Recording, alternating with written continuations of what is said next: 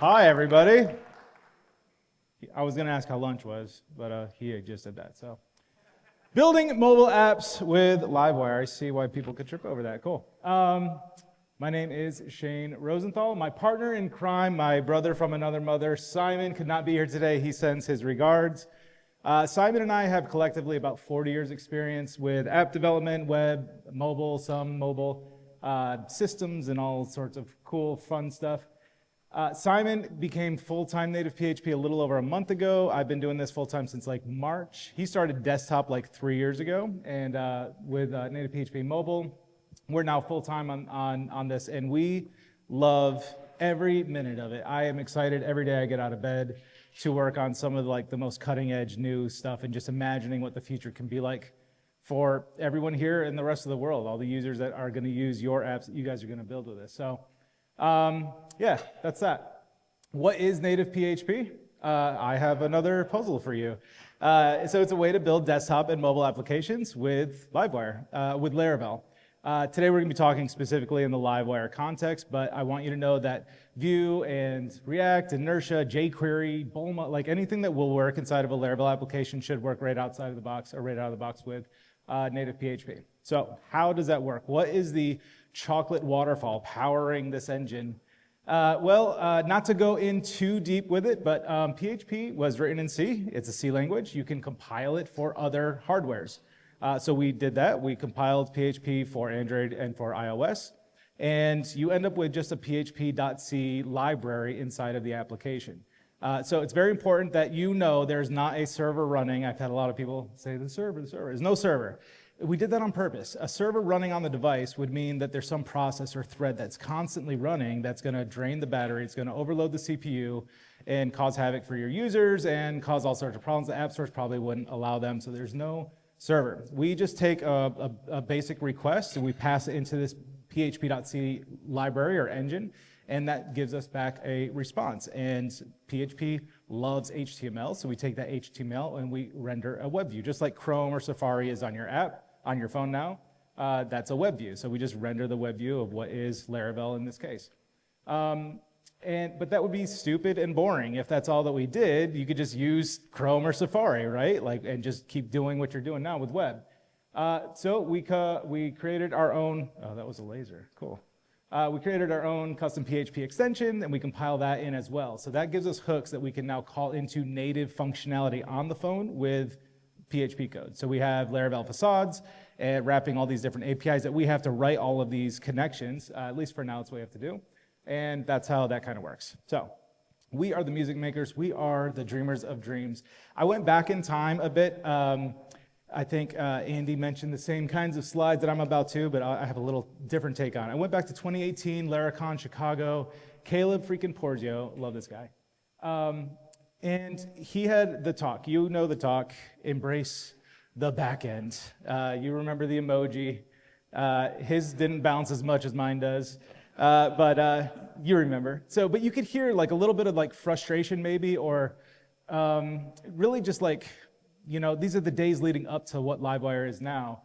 But he made the argument of like, why are we doing everything in Vue.js? And that's what the talk was all about. He took all this Vue.js stuff, and ripped it apart, and put everything back inside Laravel, where he would argue, and I agree, it belongs. Like, why are we learning other things when we already know how to do it? Let's try to find what the hurdles are to make that doable, and just, you know, do it. This is actually one of the slides from that talk. You can see he's crossed out Axios interceptors, Vuex, Vue router, all these things. It just says Laravel is better. He invited all of us to dream with him 6, 7 years ago, and here we all are today, and I think that's saying a lot. And so Simon and I want to invite you to dream with us a bit. How do we do better with mobile? Now that it's possible, right? What if we could get rid of React Native, or not learn it at least, not get rid of React Native? That'd be nice, right? Oh, I didn't think there'd be applause there. Cool. I love you guys. Or Flutter, or really any like native code. Like, what if we could just get away from having to do that stuff? What if we didn't have to worry about like the provisioning profiles and certificate signing that you have to do with Xcode? What if we didn't have to worry about the App Store scrutinizing over every single line of our code, because we can depend on a big chunk of that already being written for us? What if we could just get rid of all the complexities with mobile app development, or at least most of them?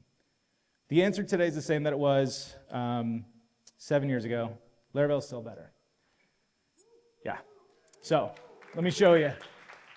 We have so much time. We have so little to do. Wait a minute, strike that, reverse it. What are we going to do? Here's the roadmap. We're going to look at a couple things here: remote authentication, asynchronous functions, NativePHP version 2, which I cannot believe I'm saying, and deploying with Bifrost. And what the heck is a Bifrost? I was supposed to delete that. Sorry.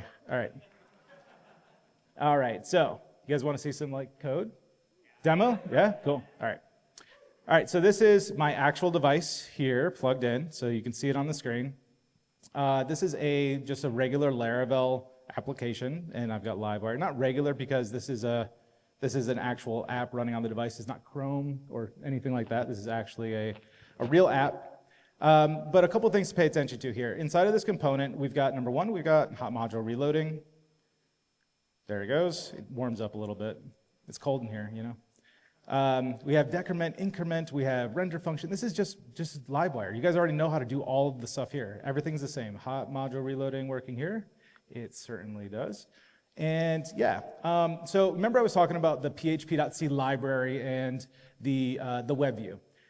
You can imagine, everybody here, I'm sure, you're familiar with how the Livewire state management, all that stuff kind of works. You have state on the browser, you make some sort of request to the server does some PHP processing, it updates the state, it sends it back over the wire and all that stuff. If your user is in Bangladesh and your server is in Ohio, that's a long jump, right? There's problems that you'd have to solve there. We didn't change the way any of that works with this, but we don't have so far to travel. So WebView to php.c and back. So one of my big concerns immediately was how janky is going to be because it's in a WebView, and I'm really pleased with this. And I'm not fluffing that up or sugarcoating that. This is just I get to, demo a component to Caleb Porgio, a counter component to Caleb Porgio. I can't believe I'm doing that. Have you ever seen one of these? They're really cool, man. So yeah, let's build something real though. Ready? Speed, optimization, it works. All right, so I actually was hired recently by a social media company. They've had a really good web presence for 10, maybe more years, but they wanted to come to mobile, and you might have heard of them. They're out of Scranton, Pennsylvania. It's called Woof. Woof, you guys ever hear Woof? Yeah? All right, so I've got this home component. If you don't know Woof, you should know what Woof is. All right, so let's check this out. What do we got here? We got a home component. Let's go into home component. And I'm going to have to zoom on these things, but it's not too bad. All right, so this is basically just saying I can toggle back and forth between the login state and the, let me pull that down. I made the text bigger, so it's actually not what I meant to do. There we go. So yeah, the home component is basically just switching back and forth between things. Remote authentication is as such for a mobile context. It's different than with what we're all used to, web. You just have session and you have session. With this, you have session, you can still do session stuff, but when you close the app, the session is gone, right? So you have to ask your users to log in again. Name an app that does that. Not a good one if they're doing that. So just think of your bank's mobile app or Facebook or something else that's not cool. And you just don't have to do that. So this is how we solve that. I'm going to create a user. We're going to send that request up to, let me go to my register component. Here we go. We're going to validate the information here. So you can see I've already pre-filled this out, so I don't have to do it on stage. We've got Scranton Strangler. It's gabe@sabre.com. Suspicious.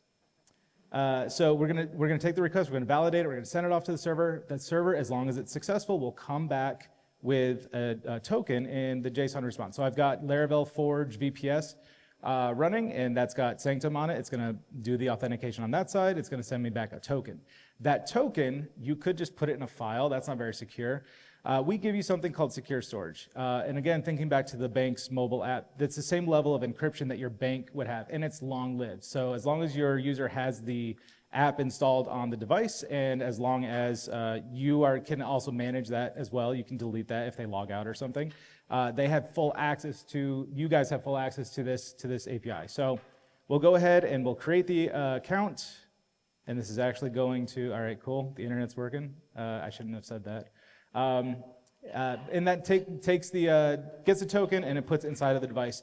And that home component, I've wired it up so that when I close the app and I open it back up, we're actually detecting we're checking to see if that token is in the local storage or in the secure storage.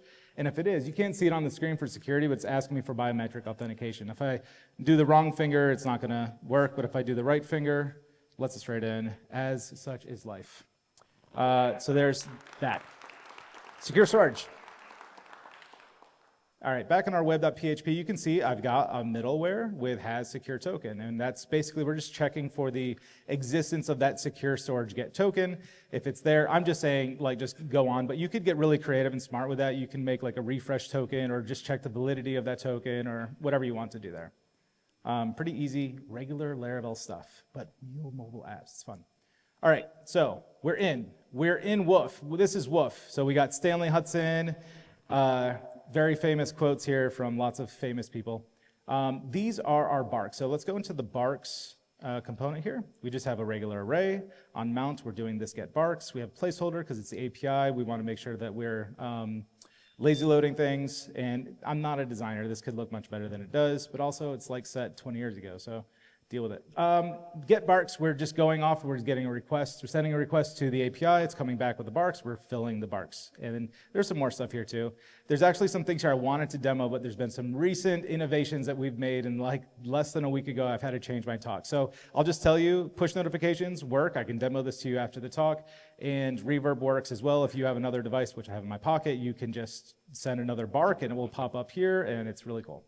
But I've got cooler stuff to show you. So, inside of our HTML here, we've got a nested component. So let's go into create bark. That's going to be this form right here. You can see we've just got a public string bark. We're doing some like updated stuff. It's a live input. So we're just validating that. So if I type in here, what's up, nerds? Yeah, there we go. It has to be less than 10 characters, right? So we can back it up. We can send our bark. We can woof it out to everybody. And so, like, everything that you're already familiar in doing, thank you, is already working with NativePHP. So, really cool. And then at the end of that, so we're sending that off to the server. It's now part of this JSON array when we do a get. This is just dispatching that barked. In this case, it's doing that. It was doing that for like local whatever, but now we're doing reverb. This has been refactored to that. But Scranton Strangler doesn't have a picture here, right? So we gotta change that. Let's go into the settings here. I got a little settings page. And let's go into my settings component. It keeps doing that. Let's do this. Okay, settings. I want you to pay attention to a couple of things. We spent a lot of time discussing, talking about like, what is the right way to go about some of these things? And I can't take credit for the implementation, or I guess the implementation, but not the actual like design of this. Simon for sure came up with this, him and Willem, another contributor on the desktop side. And yeah, this is really, really smart to me. So you can imagine, again, like opening up some thread in PHP. If I wanted to take a picture, I could just say, hey, camera, take a picture. And I'll just be sitting here waiting and waiting, waiting. What if the person puts their phone down and the next time they pick it up 10 minutes later and it's a dead battery because you left this thing running? So this is, we've gone with like a pub sub event listener sort of protocol here. So this is one of the facades that we give you. It's camera, and we're just saying get photo. All that that's going to do is send the intent to the device to say, hey, open the camera. And it's got specific instructions that when you're done, broadcast this event. And because Livewire is so epic, we have this on decorator, and we just listen for that event, and we can just handle that. In this case, the photo taken event is broadcast. We get the path of that file back. We do a file get contents. We get the base names, content type. We're sending it off. I'm using Saloon here, sending it off to the API. And we're doing a native dialog toast method. So let's go ahead and update. You guys didn't know it, but you're all the Scranton Strangler. You shouldn't cheer for that, actually. Just kidding. So this is taking just a second because the internet, and there's the profile pic is updated. There we go. We've got our image. If we go back to the barks, we can see, as long as the internet still works, trust me, it's there. There you go. So there's the image is actually updated here as well. All right. Now is the part of the talk that I just prepared yesterday. NativePHP version 2. All right. So remember I said that we're rendering everything inside of a web view. And if you think back to like the Chrome browser on your app, on your phone, I keep saying that, on your phone, you have a web view, but it's also surrounded with like native buttons. You've got like your menu and you've got like your bookmarks tabs and all that stuff. We figured like, why not try to build stuff kind of like that, at least to dip our toe into the world of actual native stuff. At first I was kind of doing it in a config file, and then Simon's like, no dude, Blade.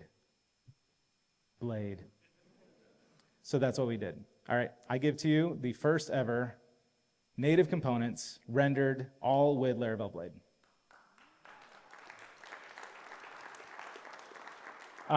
The API for all of this stuff is still yet to be determined. I'm sure it will change over the next weeks, months, etc. We are looking to put this out in the like 4 to 6 week timeline. We want maybe the end of November, maybe a little bit later than that. But yeah, we just take a look at this. This is just Blade. Not to go too deep into it, but essentially what we're doing is saying, hey, Blade, don't render HTML.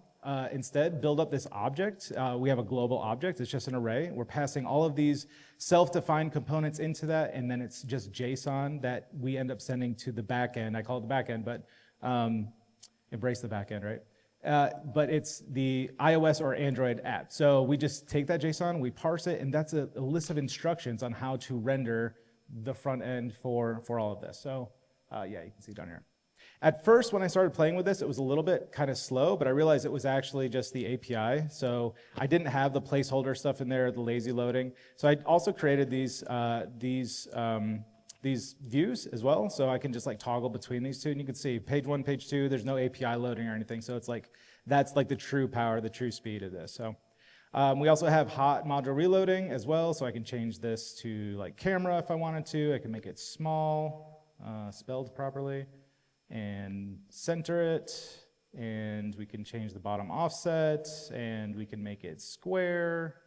We can change the elevate. I mean, again, the API is yet to be like determined officially, but just showing like what's available here. Plus, we have like a real side navigation, like a real native side navigation that's swipeable with your finger, just as you would expect. We've got secondary. We can do tertiary. We can do like the horizontal bar as well.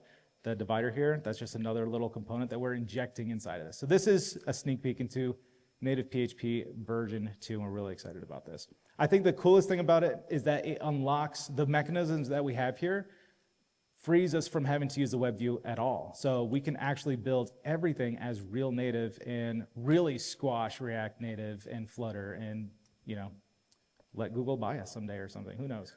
There you go. We'll still manage it though. We're gonna make sure they keep it cool. All right, so we've got our app's built. It's time to deploy it.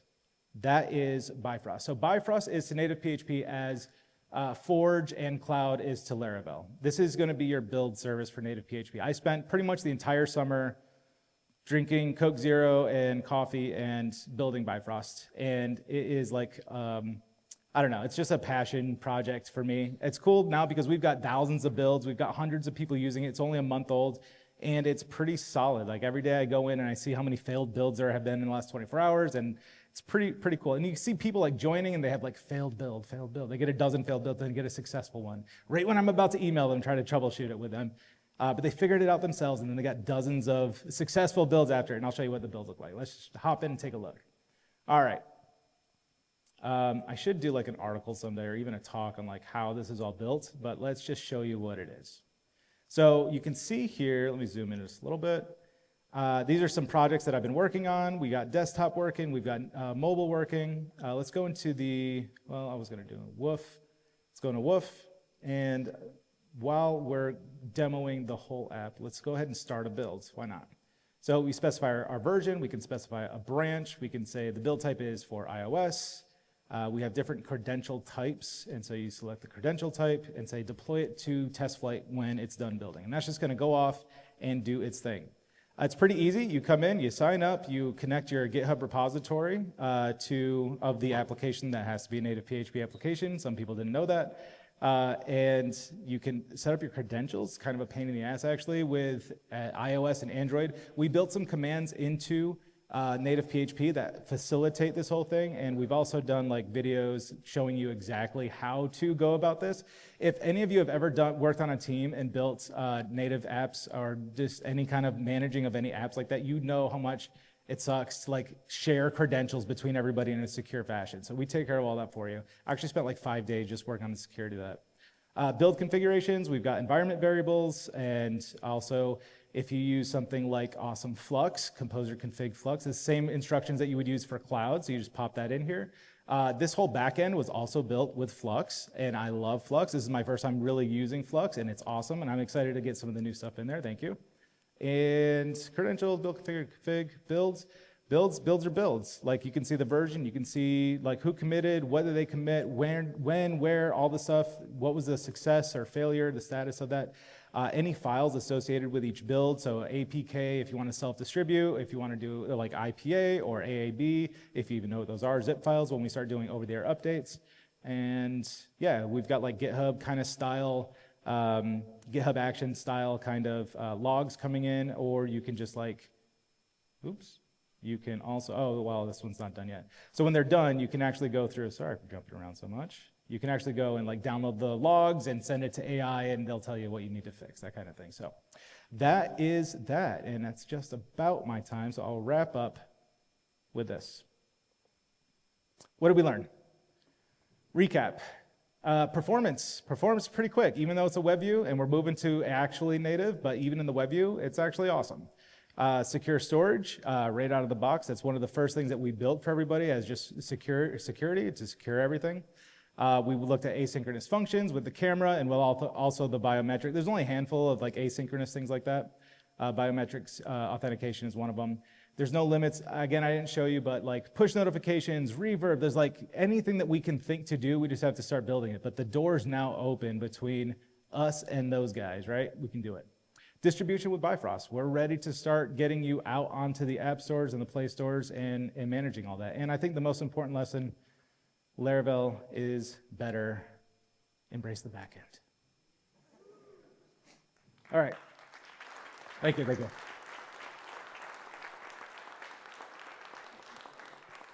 Don't forget what happened to the man who suddenly got everything he ever wanted. Who lives happily ever after. So I give this to you. We're just doing this for the conference, 50% off. If you go to bifrost@nativephp.com, whether you want to do annual or monthly is really up to you, but your first payment is 50% off. The coupon is valid only until the end of the conference tomorrow. You just use the code WIRELIVE and you can sign up and start playing with stuff. All Bifrost subscriptions come with NativePHP license, so you can just start playing with stuff if you want to. Also, we are a company. It's just Simon and I. We want to hire more people. We need partners. We need people to come along and give us some money. So if you want to just sponsor us, if you will have some tech that you want built into NativePHP that other developers can start using, or if you have an agency and you just want to get people up and running and trained on NativePHP, we're happy to have those conversations. You can book a half an hour with Simon and I, and that is my time. Thank you, everybody. Don't forget to tip your waitress.